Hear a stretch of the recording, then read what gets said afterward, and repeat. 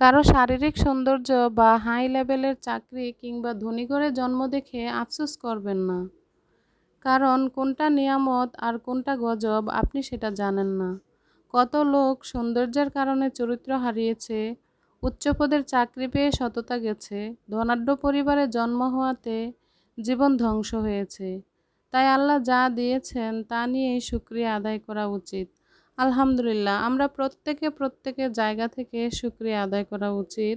আমাদেরকে আল্লাহ যেভাবে রেখেছেন এভাবেই আমরা যেন ভালো আছি, এই শুকরিয়াটা আমাদের আদায় করা উচিত। আমরা অনেক সময় ভাবি যে আমি কালো, তখন বাহিরে গেলে দেখবেন আপনার চেয়েও কালো ব্যক্তি আছে।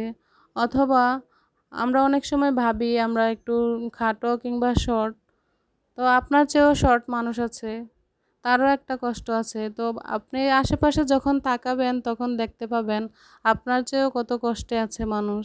নিজেকে কখনো ছোট মনে করা উচিত নয়। আমরা আশেপাশে দেখি আমাদের আশেপাশে কত বড় মনের মানুষ আছে বা উচ্চ শ্রেণীর মানুষ আছে, আবার নিম্ন শ্রেণীর মানুষ আছে। তো আমরা যখন এগুলি দেখি আমরা সবসময় চেষ্টা করব যে উচ্চ শ্রেণীর মানুষদের সাথে আপনি মেশেন ঠিক আছে, কিন্তু আপনি গরিবদের সাথে বেশি মিশেন, তাহলে আপনার চাহিদাটা কমে আসবে। তাদের কষ্টটা একটু বুঝবেন যে আপনি তাদের জায়গায় থাকলে কিভাবে থাকতেন বা তাদের থেকে আপনি কত ভালো আছেন।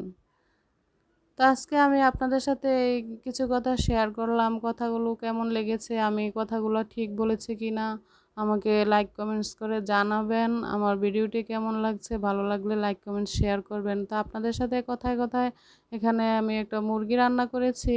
তো মুরগিটা বরাবরই আমি সবজি দিয়ে রান্না করে থাকি, আলু দেই।